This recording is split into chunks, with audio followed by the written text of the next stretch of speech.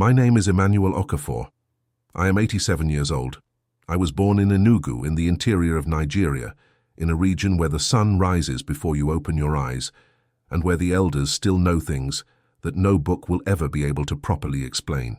I grew up watching my father do things that today I know the name of. Back then, I thought it was tradition. I thought it was culture. I thought it was protection, because that's how they taught me that what my father did and his father before him was a way of guarding the family, of ensuring the harvest, of pushing away what cannot be seen, but that everyone feels. I learned early. By 7 years old, I already knew what certain plants do when mixed in a specific way. By 12, I already understood how certain words work when spoken at the right time, in the right direction. By 22, I was initiated. I won't go into the details of that right now, but I will say one thing. What I was initiated to do, I did for decades. Decades. I served people, desperate people, rich people, people who had everything and still came to me because something was missing that money cannot buy. I watched entire families change their destiny after seeking me out. I saw businesses open, I saw marriages form, I saw enemies fall, and I saw other things, things that don't undo themselves easily, things that stay, that cling, that follow. I spent 43 years in that world, 43 years operating in places that most people don't even know exist, and when I say I know how certain things work, I am not talking about theory, I am talking about memory. Heavy memory, the kind that doesn't disappear even when you close your eyes. Today I am a converted man. I have been a Christian for almost 30 years, but what I carry, what I saw, that didn't leave, because it wasn't supposed to leave. It was so I could speak, so I could warn. You are listening to a man who stood on both sides, and when I speak you will understand why I needed both. Because there are things happening right now, in your life, in your family, perhaps in your work, that I have seen before, seen many times, and I know exactly how it begins. I have seen things that you do not see. Pay attention to what I am about to say. This doesn't begin in the physical. It never begins in the physical. What you are facing today, the blockage, the exhaustion, the feeling that something jams before it ever reaches you, that didn't start here. It already started before. Before the problem appeared, it was planted. Before the door closed, someone locked it. Before your name began to be forgotten, someone erased its memory from certain places. I know this sounds heavy. It is. I am not here to comfort you with pretty words. I am here because I spent 43 years on the other side of this. And when a man who planted these things decides to talk about how they work, you stop and you listen. They taught you that prayer solves everything. I know they did. They taught me too. When I converted, I went to a large church in Lagos, full of people, powerful pastor, worship that shook the ceiling, and I believed. I truly believed. I threw myself into it with everything I had. I prayed a lot. I prayed in the morning. I prayed at night. I prayed in fasting. I prayed with tears. I prayed with shouting. I prayed in silence. And I watched the people around me doing the same. Good people, people of genuine faith, people who were not hypocrites, not lazy, not weak. I prayed alongside them for years, and I noticed something that nobody spoke about openly. Some of them stayed in the exact same place year after year, same financial situation, same destroyed relationship, same illness that wouldn't break, same child who wouldn't come back. And the church's answer was always the same. Pray more. Have faith. It's not time yet. God is preparing you. I heard that hundreds of times, and I stayed silent for years, because I knew something that nobody there wanted to hear. I knew that some of those situations were not going to change with prayer alone, not because God is weak, not because prayer doesn't work, but because there is a layer that most churches today no longer teach people to see, a layer I knew very well, because I spent decades operating inside it.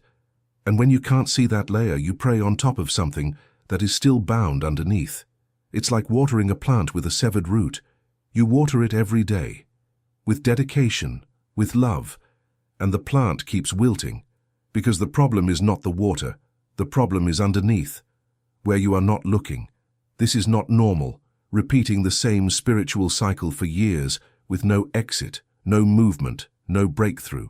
That is not just a lack of faith. There is something more. And you need to learn to recognize it. Let me explain to you how the world actually works, not the way they taught you in school. The way I learned it, first from the wrong side and then, with open eyes, from the right side. There is an order. The spiritual happens first. Always. Without exception. Everything you see in the physical world, everything that is visible, touchable, measurable, is only the result of something that was already decided, planted, or established in a dimension that your physical eyes cannot reach. A business that goes bankrupt does not go bankrupt on the day the doors close. It went bankrupt months, sometimes years before, in an invisible dimension. And only after everything was already sealed there, did it appear here. A marriage that falls apart does not fall apart on the night of the final argument. It began to fall apart long before, in a dimension that neither spouse knew how to see. A child who loses their way in the world does not lose their way on the day they walk out the door. They were already losing their way long before, while everyone still thought things were fine. This is not philosophy. This is not metaphor. This is mechanics. And I know this because I myself operated within these mechanics for decades. When someone paid me to delay a competitor's business, I did nothing in the physical, nothing. I operated in the spiritual first, and the physical came after. It always came. Because that is how it works. Now let me ask you something. Have you ever lived a cycle that repeats itself? Have you ever gotten close to a breakthrough, and at the last moment something collapsed? Have you ever had an opportunity that seemed perfect, and it vanished without explanation? Have you ever felt like there is an invisible wall between where you are and where you are supposed to be? That is not bad luck, not bad timing, not lack of effort. That is a pattern. And patterns have origins. They have a beginning. They have a cause. When you see a river that always floods at the same point, you are not surprised by the flood. You go to that point and you find out what is blocking the riverbed. The pattern in your life works the same way. Something is blocking it. And until you identify what it is, the river will keep flooding in the same place. Every year, every cycle, every attempt. It already happened before. You are only seeing it now. There are signs. There are always signs. The problem is not that they don't appear. The problem is that nobody taught you how to recognize them. They appear before, always before the problem fully manifests in the physical. Biblical spirituality, the real kind, the kind that was on the lips of the prophets, that Paul knew, that Daniel understood. It includes the discernment of signs. This is not superstition. This is perception. It is seeing what is happening in the invisible dimension before it arrives here. And when you learn to see these signs, you stop being caught off guard. You stop arriving too late. You stop praying over the result when you could still be acting on the cause. I'm going to show you now the signs I witnessed in families, in lives, in businesses, over the course of decades. Signs I myself planted in people, and signs I watched manifest afterward. Pay attention, because what you are about to hear may be exactly what is happening in your life right now. Sign 1. Pay close attention to this. You start dreaming about places you know, but they look different. Your house, but the doors are in the wrong places.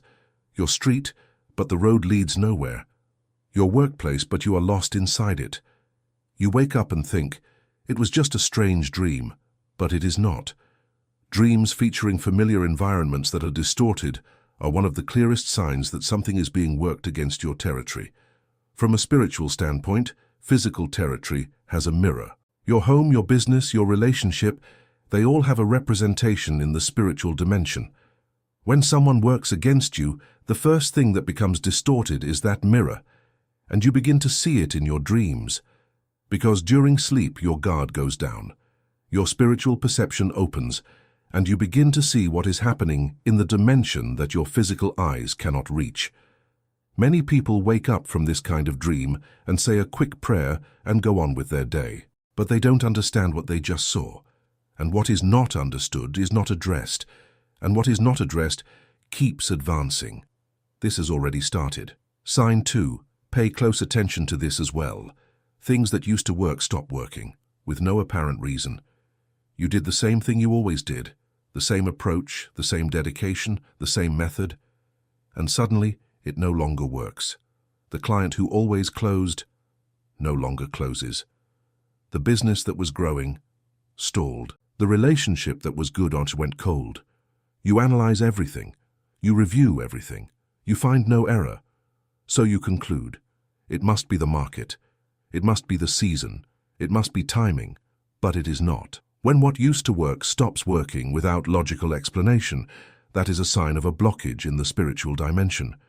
It is not your weakness. It is not incompetence. It is as if someone has shut off a valve. The water is still in the pipe. The effort is still being made. But the passage has been blocked. I know how this blockage is set, because I set it in other people myself, and I know that until the valve is identified and opened, the effort will keep being wasted. This has already started. Sign 3. There is a third sign, and this one is the most dangerous, because it looks like a blessing. You start experiencing excessive drowsiness the moment you try to pray, study the word, or take any form of spiritual action. Not normal tiredness, not the kind that comes after a full day of work. This is a specific heaviness. It falls on you the moment, and only the moment, you attempt to connect with God. You sit down to read the Bible, and your eyelids become stone. You kneel to pray, and your mind goes completely blank. You try to worship, and something inside you shuts down before you even begin, and the rest of the day you are awake, functioning, alert. But the moment you try to engage spiritually, something pulls you under. You think it is your flesh being weak. You feel shame about it, and that shame keeps you from mentioning it to anyone. But I need you to understand something. This specific pattern, heaviness, sleep, and mental fog that targets only your spiritual activity, is one of the most deliberate and ancient forms of spiritual suppression. I know this because I was trained to deploy it. I know exactly how it is set up, and I know that the person living under it almost never realizes what is happening. They just believe they are spiritually undisciplined, while the real issue is operating somewhere they are not looking. This has already started. Sign 4. Pay attention to this one carefully. People begin to leave. Not dramatically, not with arguments or explanations, they just drift. The friend you were close to suddenly becomes unavailable. The mentor who was guiding you quietly steps back. The person who always encouraged you starts giving short answers. One by one, without any clear reason, the connections around you begin to thin out, and you start to feel isolated. You tell yourself, it is just life. People get busy, seasons change, and sometimes that is true. But there is another possibility, one that nobody talks about in church. Isolation is one of the most effective spiritual strategies used against a person. Not because the enemy makes people hate you, but because when influence operates against you, people around you begin to feel, without knowing why, a slight discomfort in your presence, a vague resistance, a subtle pull to be somewhere else. They cannot explain it. They do not even know it is happening, but little by little the circle tightens, and you are left exposed, without covering, without witnesses, without people who would notice if something shifted. I have seen this done to business leaders, to fathers, to pastors. I have seen entire spiritual communities dismantled from the outside in, one relationship at a time. And by the time the person realized what was happening, they were already alone. This has already started. Sign 5. This last sign is the one I hesitated the longest before deciding to speak about, because it touches something most people are not prepared to accept. You start feeling that you are close, very close, to a breakthrough, a sense of imminence. Something is about to happen. Something is about to open. This is the moment, and then nothing comes, and you feel it again, soon, very soon, and again nothing comes. This cycle of anticipation followed by emptiness repeats itself over months, sometimes over years. Most people interpret this as God testing their patience, and sometimes it is exactly that.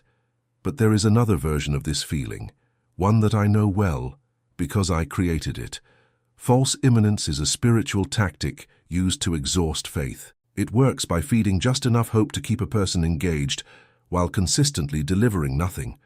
The person keeps believing, keeps investing, keeps waiting, because they feel it is close, and that feeling is real, but its source is not what they think.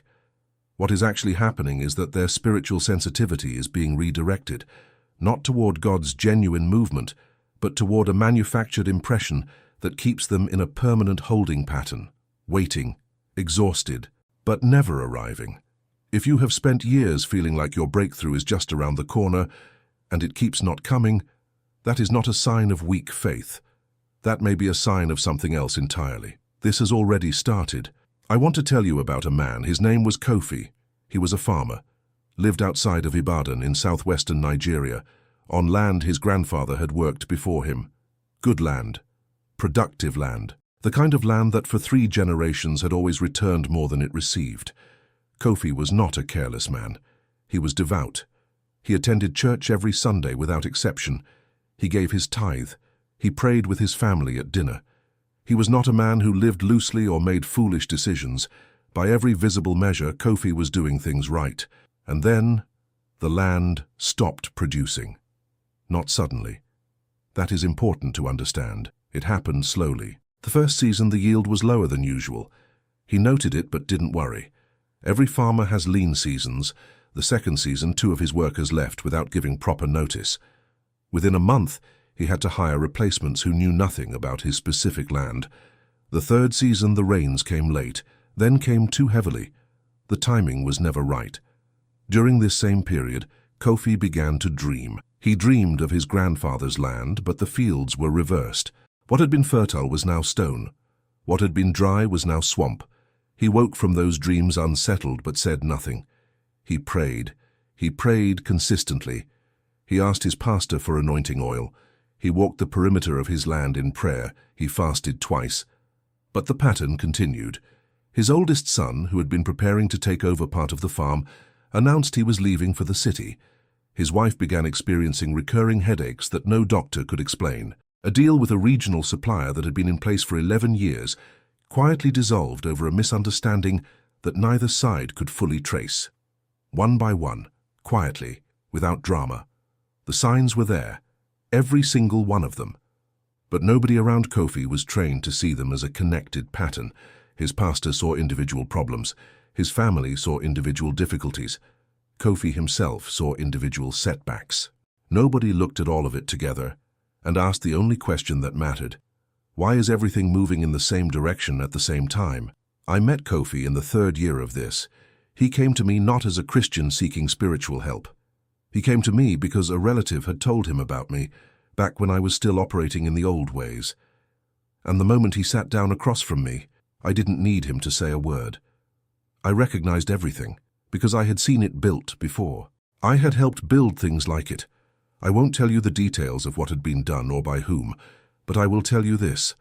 The signs Kofi experienced, the distorted dreams, the workers leaving, the isolation, the prayer that felt like it was hitting a ceiling, the constant feeling that things were about to turn around, none of those were coincidental. Every single one of them was part of the same spiritual framework operating against his life. Not because he had done anything wrong, not because his faith was insufficient, but because something had been set in motion against him from a dimension he had never been taught to look at, and by the time he found someone who could actually see it, 3 years had passed. 3 years of eroding land, eroding relationships, and eroding faith. 3 years of praying over results while the cause remained untouched. I share Kofi's story not to frighten you. I share it because I have seen it dozens of times. Different names, different countries, different circumstances, the same pattern, the same signs, the same unasked question, and the same consequence for those who never learn to recognize what they are seeing. Here is what troubles me most. The church, in many places, in many forms, has stopped talking about this, not because it isn't real, because it became uncomfortable, because it sounds strange to modern ears, because someone decided that a polished, organized, acceptable service was more important than equipping people to recognize what is actually operating against their lives. So the signs go unrecognized, the patterns repeat, the people pray, the cycles continue, and nobody says what needs to be said. Spiritual warfare has been reduced to a phrase people shout during worship. but the practical, discernible, recognizable dimension of it, the part that shows up in your dreams, in your relationships, in your finances, in your body, in your timing, that part is almost never taught. And the enemy, if I may use that word plainly, does not need you to stop believing in God. He only needs you to stop recognizing the specific ways he operates. Because a person who prays passionately but cannot identify the signs in their own life will keep arriving at the same destination every year, confused, frustrated, wondering why their faith isn't producing what the Bible promises, while the actual issue remains invisible, unaddressed, active. I spent 43 years helping create these conditions in other people's lives.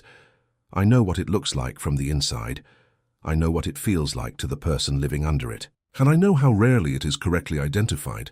This is happening right now, in families that go to church every Sunday, in businesses run by faithful people, in the lives of men and women who are doing everything they were taught to do, and nobody is talking about it. Nobody.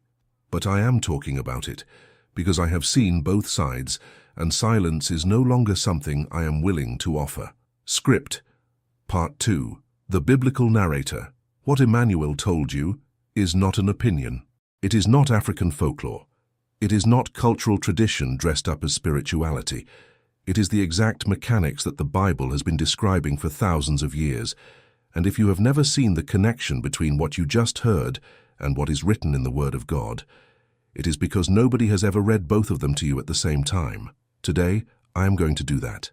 Verse by verse, fact by fact, without excessive emotion. Because truth does not need to shout to be true. Emmanuel told you that the spiritual always happens first. The Bible said it before he did. For we wrestle not against flesh and blood, but against principalities, against powers, against the rulers of the darkness of this world, against spiritual wickedness in high places. Ephesians 6:12 KJV. Read that verse slowly.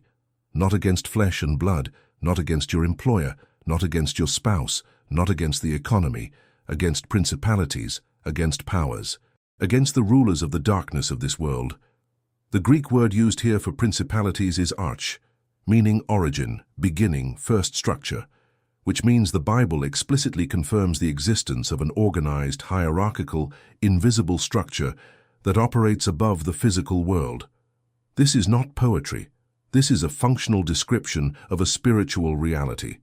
And that reality is the reason why situations change in the physical world without any visible cause. Because the cause was not visible. It was above. It was already decided before you saw any evidence of it here.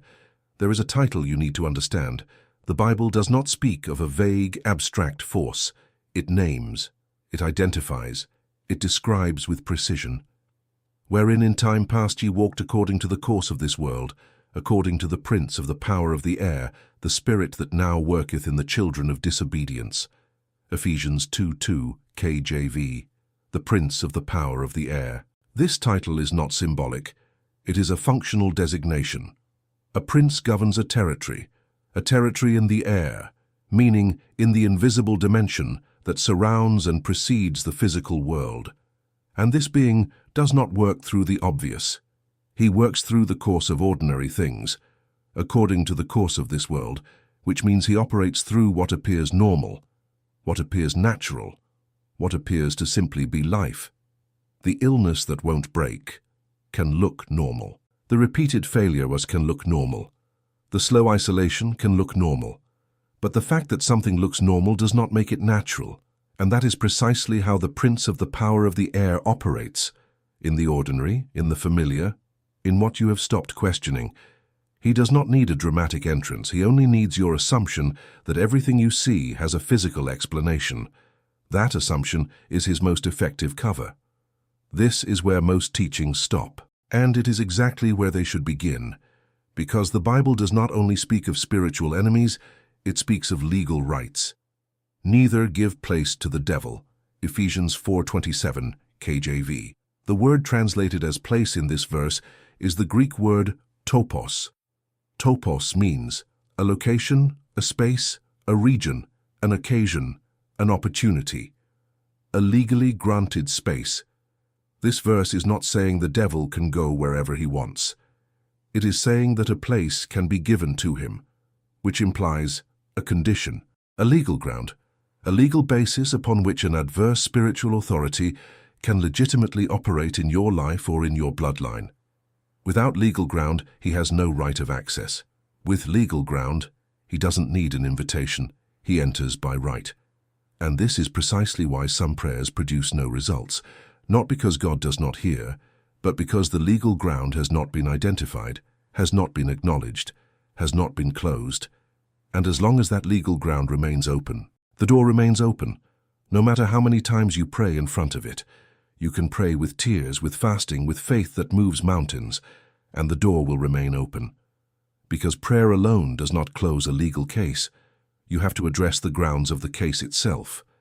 There is an image in the Bible that makes this perfectly clear. He that hath no rule over his own spirit is like a city that is broken down and without walls. Proverbs 25:28, KJV. A city without walls. In the ancient world, the walls of a city were not simply infrastructure. They were the legal and spiritual boundary of protection. A breach in that wall, a spiritual breach, was not merely a physical vulnerability. It was an announcement. It declared, "The authority of this city has been compromised." And in the spiritual world, breaches function the same way. They do not always come through obvious sin. Sometimes they come through covenants made in the bloodline that were never renounced, through vows that ancestors spoke without understanding their spiritual implications, through objects, practices, and alliances that opened doors generations ago, and that nobody ever closed. The prophet Nehemiah did not simply pray for Jerusalem. He inspected the walls. He identified every breach. He named every point of rupture. And only then did he begin to rebuild. That is what most believers never do. They pray for the city without inspecting the walls. They cry out for restoration without identifying where the breach is. And so the enemy continues to enter through the same opening, year after year, cycle after cycle, while the believer grows more exhausted and more confused. Every sign that Emmanuel described has a precise scriptural foundation. The distorted territorial dreams. In a dream, in a vision of the night, when deep sleep falleth upon men, in slumberings upon the bed, then he openeth the ears of men, and sealeth their instruction. A 33:15-16 KJV. God uses dreams to communicate, but the same channel that carries divine instruction can also reveal what is operating against you. Daniel saw in dreams what was about to unfold in physical kingdoms, not because it was imagination, because spiritual kingdoms are reflected in the dream state. When your dream life shows you familiar places that are distorted, closed, or wrong, that is not your subconscious processing daily stress. That is your spiritual perception, registering what your waking eyes cannot see. The blockage of what used to work. The thief cometh not, but for to steal, and to kill, and to destroy. John 10:10, KJV. Steal, kill, destroy. These are not vague metaphors. These are operational functions. Spiritual theft does not happen with noise. It happens progressively, in the ordinary, through what erodes slowly and quietly, and the Bible confirms this is a real, deliberate and targeted activity, not random misfortune, not bad timing, targeted operation, the progressive isolation. Be sober, be vigilant, because your adversary the devil, as a roaring lion, walketh about, seeking whom he may devour. 1 Peter 5:8, KJV. A lion does not hunt inside the herd. It waits for separation. It targets the one that has drifted from covering. This is not metaphorical language added for dramatic effect. This is tactical description. And it confirms what Emmanuel said. Isolation is not a personal failure. In many cases, it is the result of a deliberate spiritual strategy designed to remove you from the relational covering that would otherwise protect you. There is a precise reason why this teaching has nearly disappeared. Not because it is false, because it is uncomfortable. It demands accountability. It demands examination of the family bloodline. It demands naming things that people would rather leave unnamed. And a church that teaches this consistently will lose part of its audience. So the teaching was softened, then minimized, then gradually replaced with messages that felt better and asked less. But pastoral silence does not change spiritual reality. Walls do not repair themselves because nobody discusses them. Breaches do not close because the Sunday service was well organized. Legal ground does not disappear because you refuse to examine it. It remains. It operates. It produces its results. While the believer continues to pray, confused, exhausted, wondering why heaven seems silent. The silence is not on God's end. The silence is the result of an unaddressed legal case that no amount of emotional prayer will resolve until the grounds are identified and closed. What I am giving you now is not a formula prayer. It is a posture, a repositioning of your understanding. The Bible does not call you to be a passive victim of an invisible spiritual war. It calls you to stand. Put on the whole armor of God, that ye may be able to stand against the wiles of the devil. Ephesians 6:11, KJV. The word translated as wiles is the Greek word methodia. Methods, systems, calculated approaches. The enemy has methods, strategies, patterns, and the Bible calls you to understand them, not to fear them, but to recognize them. Because a recognized method loses its power. What was affecting you in darkness ceases to operate effectively the moment you bring it into the light. And have no fellowship with the unfruitful works of darkness, but rather reprove them. Ephesians 5:11, KJV. Take that word, reprove. In Greek, elegcho. It means to expose, to bring to the light, to convict by evidence, not to flee, not to ignore, to expose, to name, to identify. This is the most powerful spiritual act that many believers have never performed. Not because they lacked faith, because they lacked discernment. They were praying with genuine hearts over situations that required a different kind of engagement entirely. Not louder worship, not longer fasting, but the specific, sober, clear-eyed identification of what was actually operating against their life. Today you have begun to receive that discernment. What you do with it from this moment forward is the only question that matters. Before I close, I want to leave you with something. Not an emotion, not excitement. A thought. There is something in your life, perhaps in your family, perhaps in your finances, perhaps in a cycle you recognized the moment you heard it today. Something that does not yet have a name. You have felt it, for years, perhaps, but you did not have words for it. Today you have a few, and the Bible says this: My people are destroyed for lack of knowledge. Hosea 4:6, KJV. Not for lack of faith, not for lack of prayer, for lack of knowledge. What you do not know, you cannot close. What you do not recognize, you cannot confront. What you do not name continues to operate beneath your own roof. While you sleep, while you pray, while you wait for something to change, the prince of the power of the air does not fear your emotion. He does not fear your tears. He does not fear your spiritual noise. What he fears is the specific moment when a believer stops being moved by feeling alone and starts operating in knowledge, because knowledge closes legal ground. Knowledge seals spiritual breaches. Knowledge dismantles what has operated in your life for years under the cover of what you called normal. So I will leave you with one question. Not to answer right now, just to carry. What have you stopped questioning in your life simply because it felt familiar? Because the ordinary is exactly where the prince of the power of the air builds his longest-lasting work, and what he fears most is not your volume. It is the precise moment you open your eyes and you begin to see.